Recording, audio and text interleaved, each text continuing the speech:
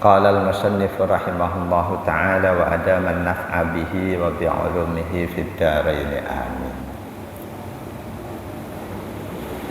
Fakir fi ma'nal adhkari wal ad'iyati wal ayati allati taqra'uha wa tatluha. Kita masih mengkaji kitab Al-Khusyu' fi Shalah, penulisnya Syekh Abu Lutfi Muhammad bin Lutfi bin Abdul Latif bin Umar As-Sabawi.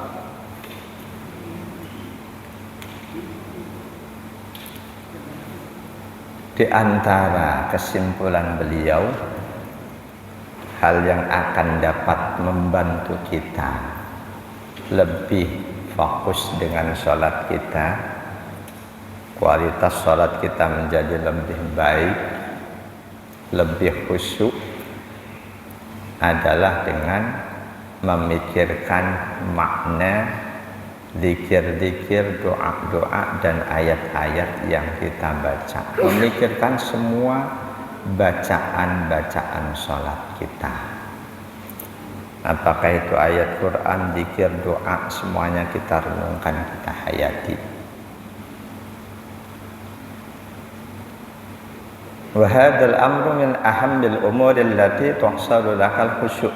Bahkan memikirkan bacaan-bacaan sholat, merenungkan, menghayati, ini hal termasuk hal yang sangat penting untuk bisanya kita khusyuk.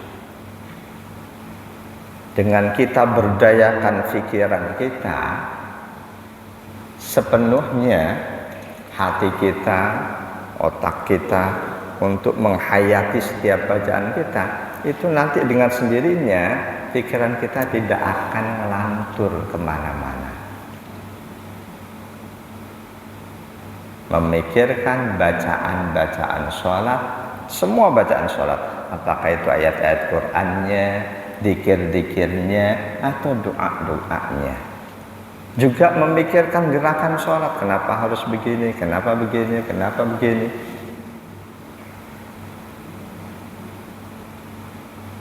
Ini hal terpenting untuk bisanya kita memperoleh kekhusyuan. Cuma dua hal ini yang bisa kita pikirkan: bacaan sholat dan makna gerakan-gerakan sholat. Selain dua hal itu dalam sholat nggak ada hal lain yang kita pikirkan. Kita sholat karena Allah, kita memikirkan zat Allah. Memikirkan zat Allah, salah-salah justru akan sesat. Kita sadar kita sholat ini menghadap Allah, kita pikirkan Allah gimana, seperti apa, itu malah akan menjadikan kita sesat.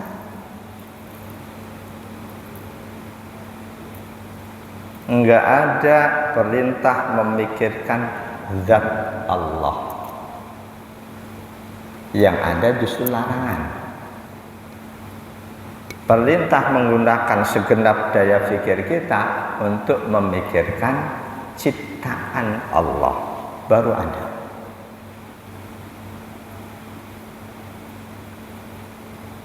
At-tafkiru fi khalqillah walladzi umirna. Memikirkan ciptaan Allah, memikirkan makhluk Allah, itulah yang Allah perintahkan pada kita. Bukan memikirkan zat Allah subhanahu wa ta'ala. Justru kita dilarang.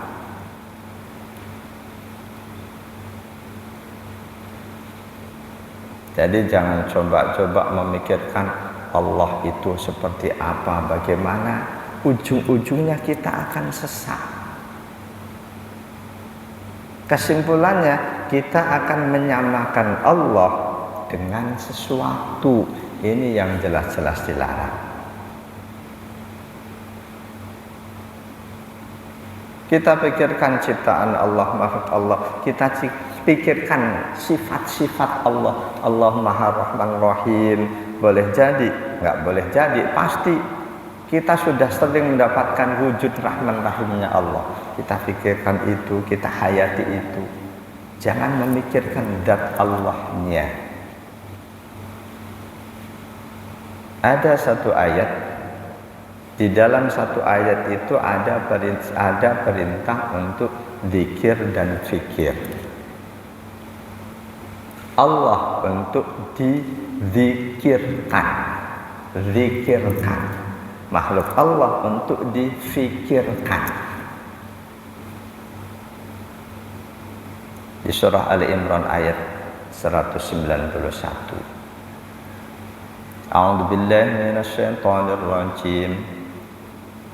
Alladzina yadhkuruna Allaha qiyaman wa qu'udan wa 'ala junubihim wa yatafakkaruna fi khalqis samawati wal ardh.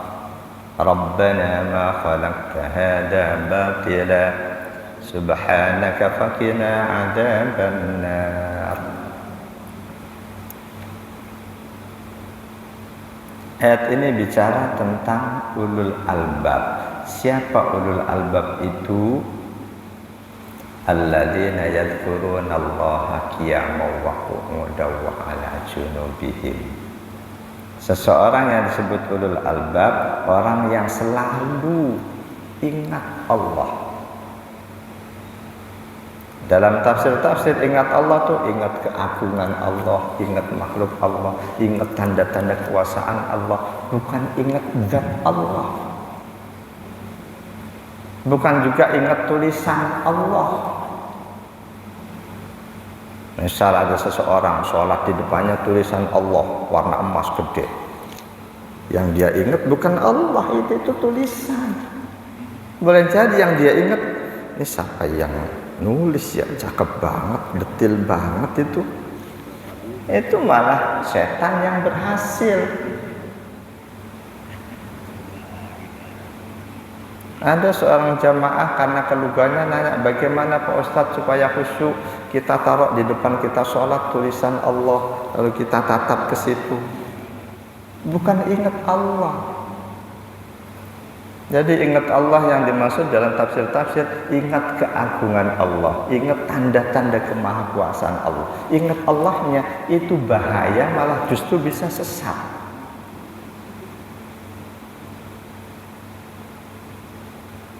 Seluruh ulama Ahlus Sunnah wal Jamaah itu sepakat ketika ayat-ayat seperti summastawa 'alal 'arsy, setelah Allah ciptakan langit bumi lalu Allah istiwa di arsy. Apa makna istiwa?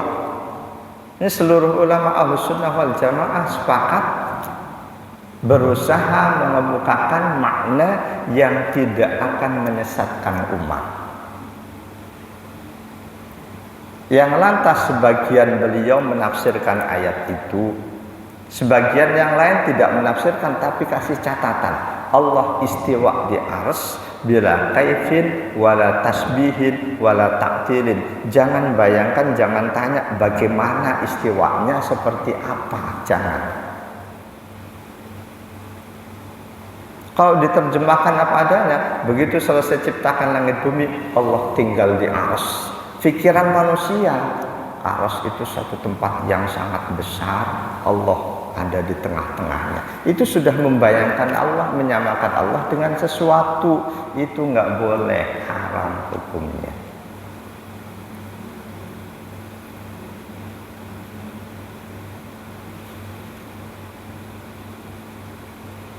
Di akhir 190, Inna fi khalqis samawati wal ardi wa ikhtilafil laili wan nahari la ayatin liulil albab. Sesungguhnya dalam penciptaan langit dan bumi, pergantian malam dan siang, terkandung tanda-tanda kemahakuasaan Allah bagi ulul albab. Orang yang sempurna diberikan hati dan pikiran oleh Allah, ulul albab. Tanda-tandanya siapa, bagaimana? Alladzina yadhkurunallaha qiyaman wa qu'udan wa 'ala junubihim. Dia selalu ingat Allah, ingat keagungan Allah, ingat kemahakuasaan Allah dalam kondisi bagaimanapun. mau berdiri, mau duduk, mau berbaring, dia selalu ingat Allah. Dan dia berdayakan pikirannya. Wa yatafakkaruna fi khalqis samawati wal ard. Dia fikirkan penciptaan langit dan bumi. Betapa dahsyatnya penciptaan langit dan bumi, betapa detailnya, menggambarkan betapa maha kuasanya sang pencipta.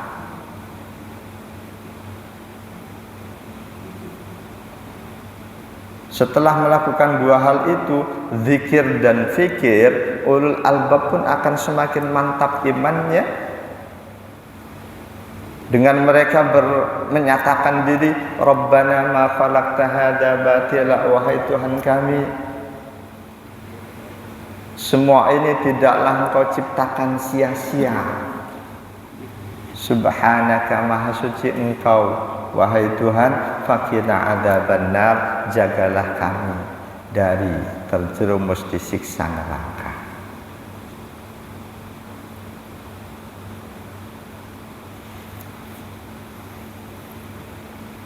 Dalam tafsir Al-Baidawi,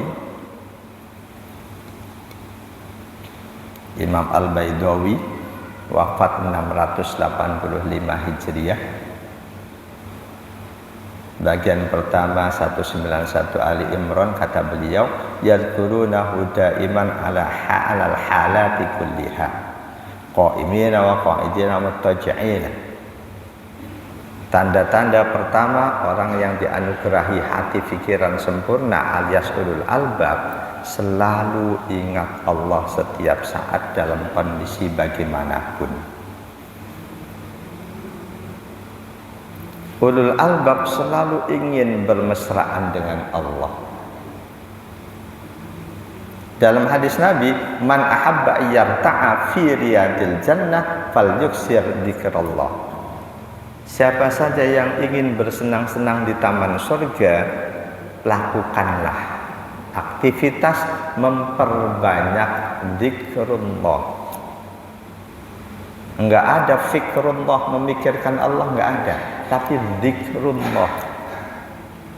Allah bukan untuk difikirkan, tapi untuk diingat. Makhluk Allah, ciptaan Allah baru untuk difikirkan, bukan sekedar diingat. Istri kita makhluk Allah, diingat terus, itu salah. Difikirkan, istri kita sudah solehah, bagaimana supaya lebih solehah lagi, pikirkan. Istri kita salah satu karakternya nggak baik, bagaimana supaya baik, pikirkan. Jadi Allah untuk dizikirkan, makhluk Allah siapapun untuk difikirkan. Termasuk Rasulullah, makhluk Allah bukan? Makhluk Allah. Enggak ada perintah, ingat-ingatlah aku sebagai Rasulullah, enggak ada. Fikirkan ajarannya, sunnah-sunnahnya, resapi, terus praktekkan.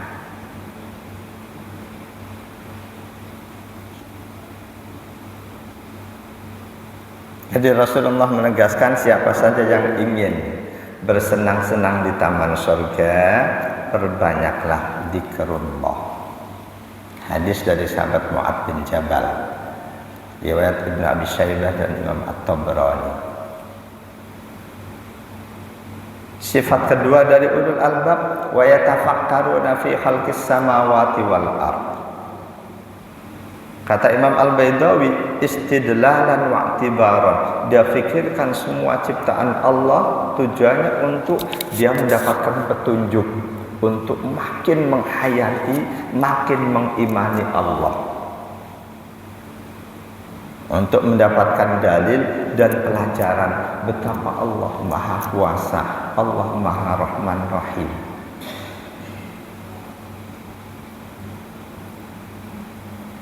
Memikirkan makhluk ciptaan Allah, kata Imam Al-Baidawi, wa huwa afdalul ibadati, itu termasuk aktivitas ibadah yang paling utama. Berfikir termasuk aktivitas ibadah yang paling utama. Ketika kita sedang memikirkan makhluk ciptaan Allah, berarti pada saat itu kita sedang ingat Allah.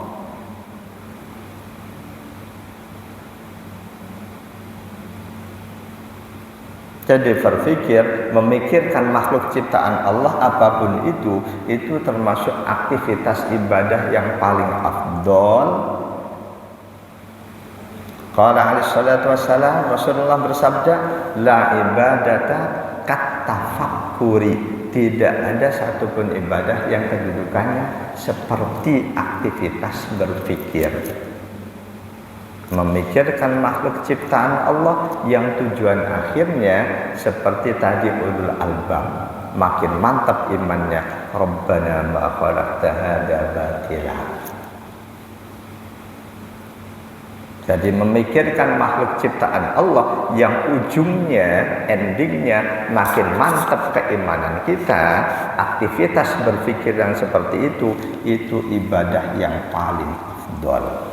Kata Rasul, tidak ada ibadah yang kedudukannya seperti aktivitas berpikir, memikirkan makhluk ciptaan Allah. Hadis ini dari sahabat Ali bin Abi Thalib. Beliau sampaikan, beliau nasihatkan kepada sang putra Al Hasan bin Ali, riwayat Imam Al Baihaqi. Jamaah dan Allah yakum ajma'in. Memikirkan makhluk ciptaan Allah sebagai aktivitas ibadah yang paling utama, li'annahul maksusu bil qalbi wal maksudu minal khalqi. Karena aktivitas fikir itu dengan hati dan jiwa direnungkan, dihayati, dan itulah maksud Allah ciptakan kita supaya berpikir. Berpikir ada langit dan bumi, pasti ada penciptanya pasti Allah. Tujuannya ini, berpikir yang akan mengantarkan seseorang semakin hadir di hadapan Allah. Berpikir untuk zikir, berpikir untuk hadir, itu yang paling istimewa. Nah, itu batasan berpikir hanya untuk makhluk Allah. Kalau yang kita pikirkan Allahnya, sekali lagi salah-salah, justru kita sesat. Kalau yang kita pikirkan Allahnya, justru bisa sesat. Hadis kedua, bahwa aktivitas berpikir, memikirkan makhluk Allah yang tujuan akhirnya untuk semakin mantapnya keimanan kita. Hadis kedua, wa anhu alaihi salatu wassalam, dari Nabi sallallahu alaihi wasallam, bainama rajulun mustalqin ala firasyi. Rasul cerita, suatu hari ada seseorang yang terlentang di tempat tidurnya. Itrafa'a ra'sahu, tiba-tiba dia arahkan pandangannya ilas sama, ke langit. Mungkin dari celah ventilasi atau apa, dia lihat ke atas, dia lihat langit wan nujum dan bintang-bintang. Dia hayati, dia pikirkan. Faqala, dari situ langsung terucap dari mulutnya, asyhadu anna laka rabban wa khaliqan. Dia lihat langit, bintang-bintang. Dia pikirkan itu, akhirnya dia pun berkesimpulan, asyhadu anna laka rabban wa khaliqan. Aku bersaksi bahwa kamu pasti punya Tuhan, pasti ada yang menciptakan kamu. Lalu selanjutnya si orang itu, Allahumma gfirli Ya Allah, ampunilah aku, sadar selama ini tidak mengakui keberadaan Allah sebagai Al-Khaliq pencipta. Apa kata Rasul? Fanadarallahu ilaih. Allah pun menatap dengan penuh rahmat kepada dia. Faghfarolah. Allah berikan ampunan buat dia. Memikirkan ciptaan Allah. Bahkan boleh jadi seseorang yang Allah berikan hidayah taufik, lihat nyamuk yang lagi gigit dirinya, dia hayati. Ketika dia hayati itu, nyamuk segitu kecil tapi lengkap indranya, bisa begini, bisa napas, bisa melihat, Allah yang ciptain. Yakin dia nggak ngerasain digigit. Dari situ, ya Allah, betapa Engkau Maha Kuasa. Makin mantap imannya. Meskipun yang dilihat itu nyamuk, itu bernilai ibadah yang paling afdol.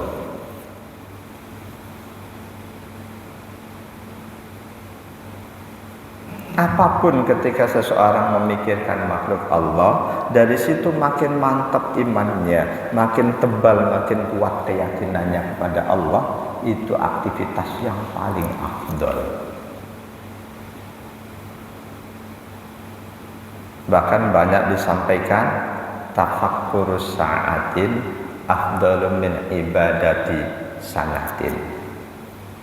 Berpikir sesaat lebih afdal dibanding sholat sunnah setahun. Banyak disampaikan itu, cuma saya cari-cari, belum saya temukan kalau itu hadis, periwayatannya bagaimana. Jemaah dan Allah yakin ajma'in. Kata Imam Al-Baidawi, wa hadza dalilun wadihun ala syarafi ilmil usul wa fadli ahlihi.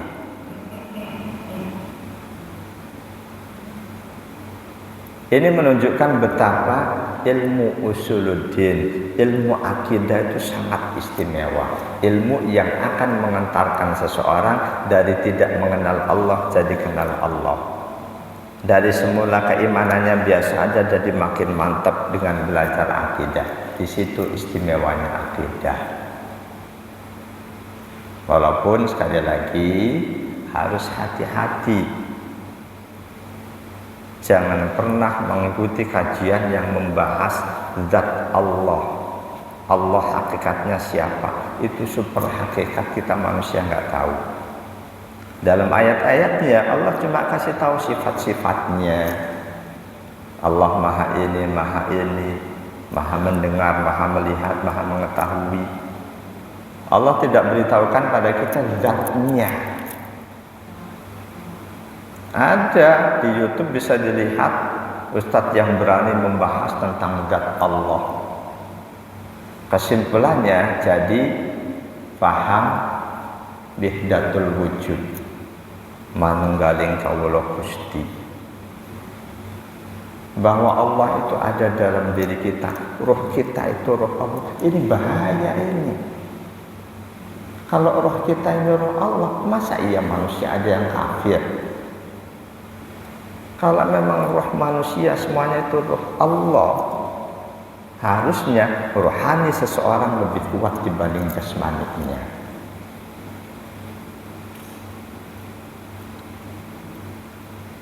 Jadi jangan pernah memikirkan zat Allah, pikirkan makhluk ciptaan Allah. Allah untuk dizikirkan, untuk diingat keagungannya, kemaha hebatannya, diingat sifat-sifatnya. Makhluk Allah itu yang untuk difikirkan. Ketika seseorang memaksakan diri dia memikirkan zat Allah, kemungkinan besar yang akan terjadi, setan akan masuk, akan mengajukan pertanyaan-pertanyaan ke dalam dirinya. Dan pertanyaan setan itu pasti tujuannya untuk menyesatkan dia. Boleh jadi ketika dia sedang berpikir memikirkan Allah, muncul pertanyaan, Allah seperti apa? Allah bagaimana? Langit bumi semuanya Allah yang ciptain. Allah kapan mulai ada? Allahnya siapa yang nyiptain? Itu pertanyaan-pertanyaan iblis. Dan oleh Rasulullah hal itu sudah diberikan peringatan buat kita. Dalam hadis sahih riwayat Imam Ahmad, Imam Muslim 360 dan Imam Abu Dawud. An Abi Hurairah radhiyallahu anhu qala. Dari sahabat Abu Hurairah radhiyallahu an, beliau berkata, qala Rasulullah sallallahu alaihi wasallam, bersabda Rasulullah sallallahu alaihi wasallam, la yazalun nasu yatasaaluna. Manusia akan selalu diliputi pertanyaan-pertanyaan. Dalam dirinya selalu muncul pertanyaan-pertanyaan.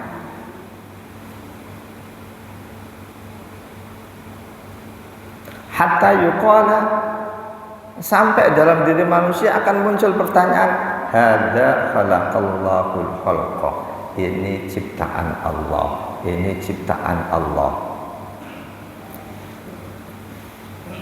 Faman khalaqallah. Terus siapa yang menciptakan Allah?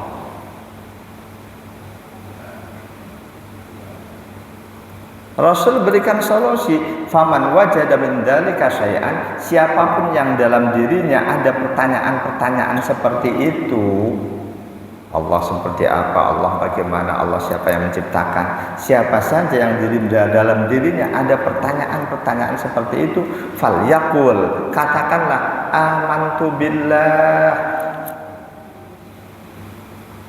Mantapkan, ulang-ulang ikrar, amantu billah, amantu billah. Salah satu upaya mempertahankan keimanan dan keislaman kita adalah dengan mengulang-ulang ikrar. Allahumma laka aslamtu wa bika amantu wa alaika tawakkaltu. Itu ikrar. Ya Allah, aku berserah diri kepadamu. Aku mengimani Engkau. Aku tawakal kepadamu. Rasulullah selalu itu mengulang-ulang ikrar. Nah, itu di pengajian-pengajian tradisional, disebutnya tradisional, padahal itu modern. Sering anak-anak dibimbing bareng-bareng berikrar, raditu billahi rabba wa bil islam dina wa bi muhammadin nabiyya wa rasula wa bil qur'ani imama. Itu ikrar itu berfungsi untuk meneguhkan. Rasul pun masih selalu melakukan itu. Di hadis ini, siapapun yang mendapati pertanyaan-pertanyaan yang menjebak, yang akan menyesatkan dia, menyimpangkan, menyelewengkan akidahnya, seperti pertanyaan langit ciptaan Allah, bumi ciptaan Allah, siapa yang menciptakan Allah? Allah seperti apa? Kata Rasul, falyaqul, katakanlah dengan penuh ketegasan, amantu billah.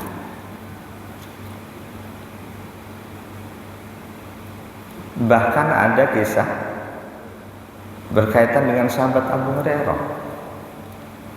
Suatu hari ketika sedang santai dengan teman-temannya, sahabat yang lain, tiba-tiba beliau berteriak, amantu billah. Teman-temannya kaget. Kenapa kamu? Beliau sebutin, baru saja iblis masuk ke dalam hatiku, berusaha untuk menjadikan aku ragu terhadap Allah, dan aku ingat nasihat dari Rasul, hadis ini.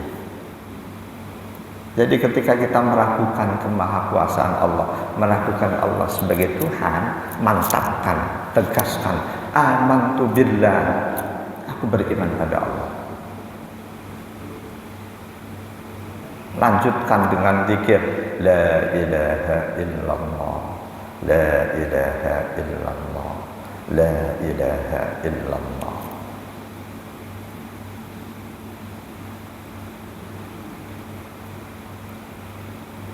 Memikirkan makhluk Allah itu yang diperintahkan, memikirkan zat Allah dilarang.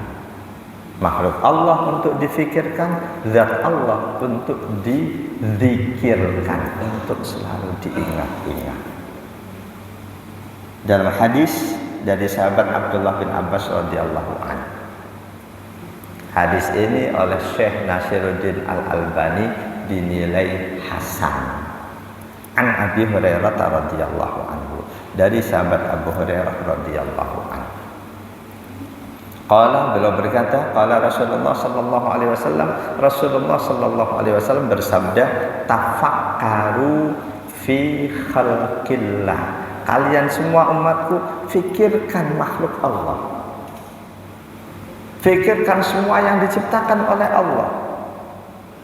Allah ciptakan bumi, di dalamnya ada air, ada hutan, ada segala macam daratan.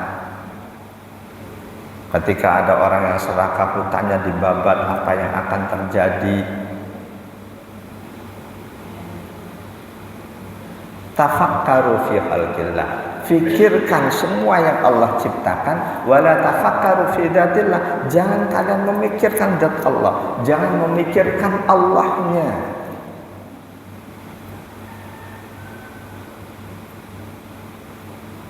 Di hadis yang lain, resiko kalau kita memikirkan Allah, memikirkan zat Allah, fatahlaku, kamu akan binasa. Akidahmu justru akan bisa rusak. Jadi kalau belajar akidah, yang dipelajari itu sifat-sifat Allah.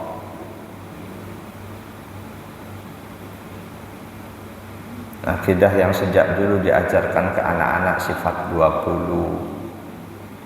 Wujud Allah itu wajib ada, harus ada. Nggak mungkin Allah nggak ada. Qidam, Allah itu harus terdahulu, maha dahulu. Nggak boleh Allah baru terlahir tahun berapa dianggap Tuhan, yang setiap Desember diulang tahun nih. Masa itu dianggap Tuhan? Sebelum dia ada, Tuhannya siapa?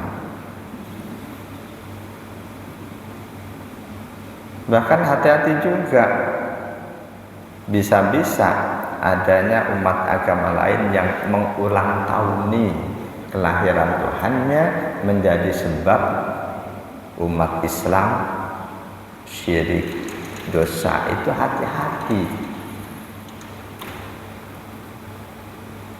Ada sebagian mubalik yang semangat, hati-hati Desember nih, banyak umat Islam yang murtad dalam satu malam.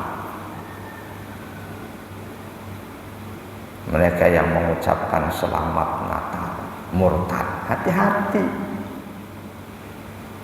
Mereka yang ikut pergantian tahun, trompet, terus apalagi murtad.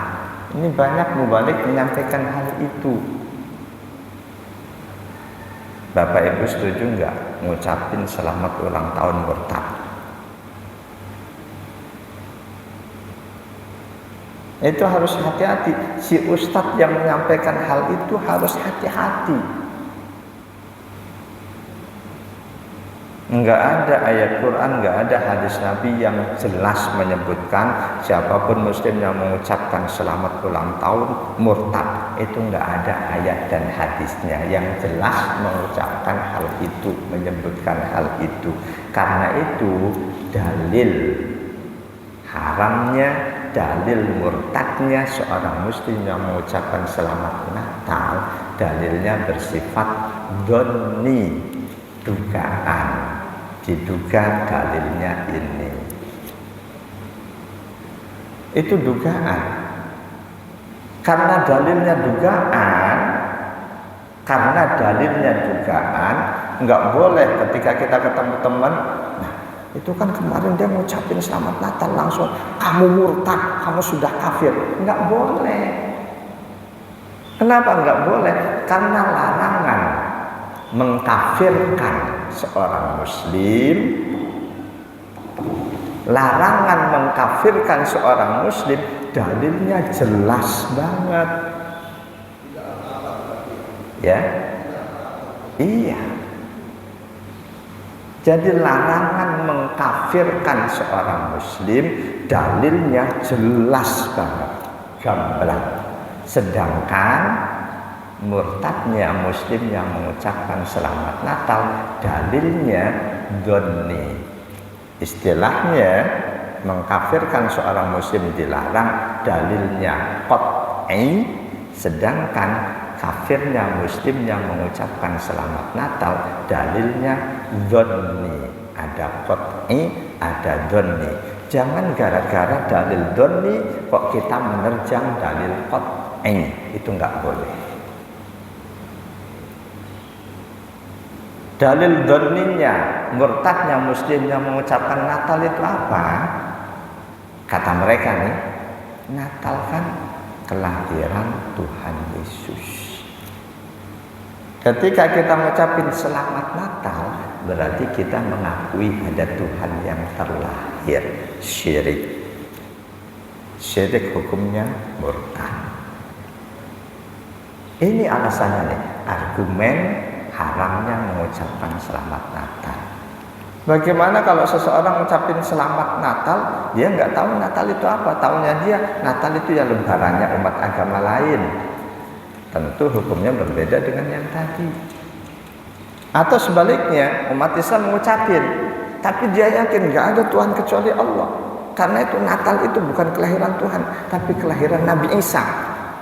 Ketika dia meyakini Natal itu kelahiran Nabi Isa, dia ucapkan selamat Natal. Apa iya itu syirik? Dia yang dia yakini Natal itu kelahiran Nabi Isa. Jadi mengucapkan selamat Natal itu diperselisihkan oleh ulama. Diperselisihkan karena dalilnya dzanni, dalilnya cuma dugaan. Sedangkan larangan mengkafirkan seorang muslim, dalilnya jelas banget. Dalilnya qat'i. An Abi Hurairah radhiyallahu anhu anin Nabi sallallahu alaihi wasallam qala idza qala ar-rajulu li akhihi ya kafir faqad ba'a bihi ahaduhuma. Ini hadis diriwayatkan oleh Imam Al-Bukhari. Nomor hadisnya 6103.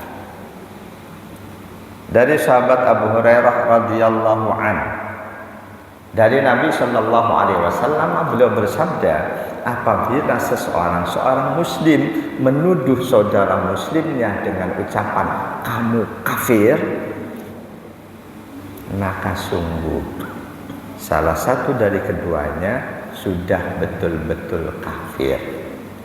Bisa yang dituduh kafir memang kafir, bisa juga yang menuduh yang kafir. Versi Imam Muslim lebih jelas. Versi Imam Al-Bukhari dari sahabat Abu Hurairah, versi Imam Muslim dari sahabat Abdullah bin Umar bin Khattab. Disampaikan oleh tabi'in Abdullah bin Dinar.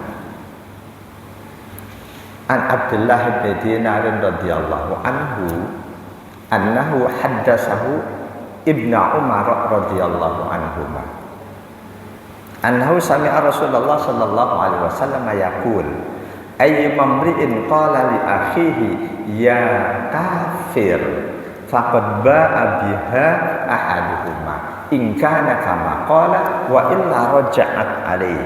Ini riwayat Imam Ahmad, Imam Muslim, nomor hadis versi Imam Muslimnya 225. Dari Abdullah bin Dinar radhiyallahu anhu, beliau diberi ilmu, diberi kabar, diberi hadis oleh sahabat Abdullah bin Umar bin Khattab. Ibnu Umar berkata, aku mendengar Rasulullah sallallahu alaihi wasallam bersabda, siapapun seorang muslim yang berkata menuduh saudara muslimnya dengan ucapan kafir, maka sungguh salah satu keduanya sudah benar-benar kafir.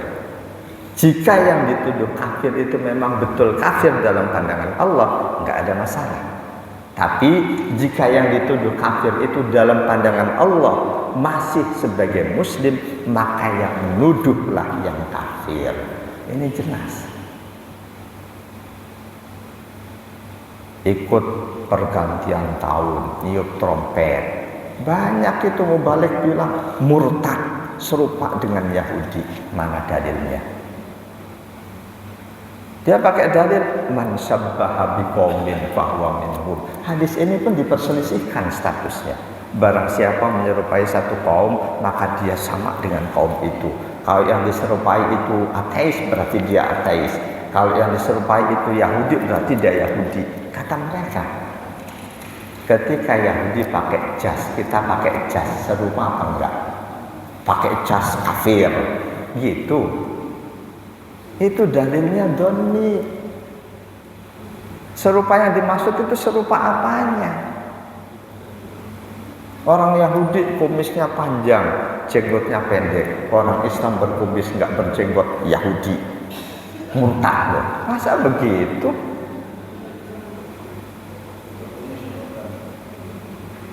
Itu dalilnya doni. Larangan mengkafirkan seorang muslim tadi jelasnya jelas.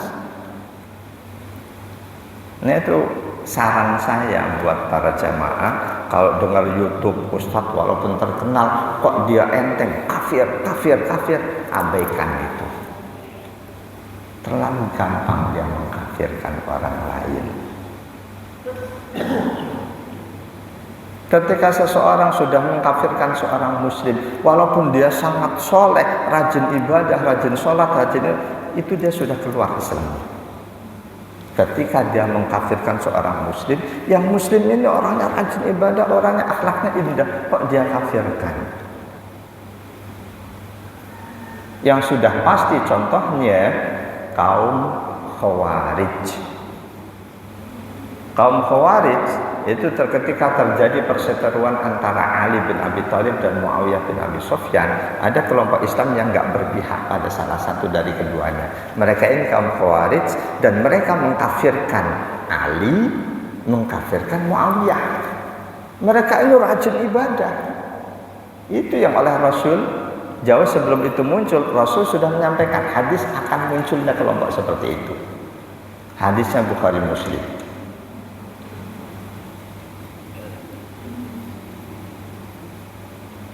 Jadi Rasul melarang kita memikirkan zat Allah. Yang Rasul perintahkan, pikirkan ciptaan Allah.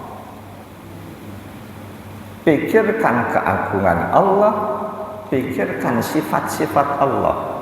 Di antara sifat Allah, Al-Khaliq, Allah Maha Mencipta. Allah ciptakan, enggak cuma yang sangat besar, yang sangat kecil pun Allah ciptakan. Kalau kita mikirin ciptaan Allah yang paling kecil, kata orang Jawa, tenguk, apa itu? Yang kecil, setitik merah. Dulu suka ganggu banget itu. Itu gimana Allah menciptakannya?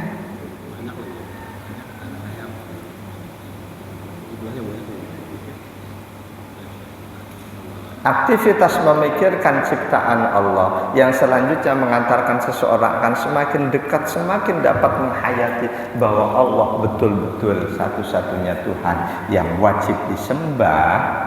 Aktivitas berpikir yang akan mengantarkan seseorang ke situ, itu aktivitas terbaik, ibadah yang paling afdol. Bahkan lebih baik nilainya dibanding mereka yang sholat sunnah, sholat terus tapi nggak berpikir. Sholat, jangankan yang sunnah, yang wajib pun tidak otomatis akan menjadikan akidah seseorang makin kuat. Nggak otomatis.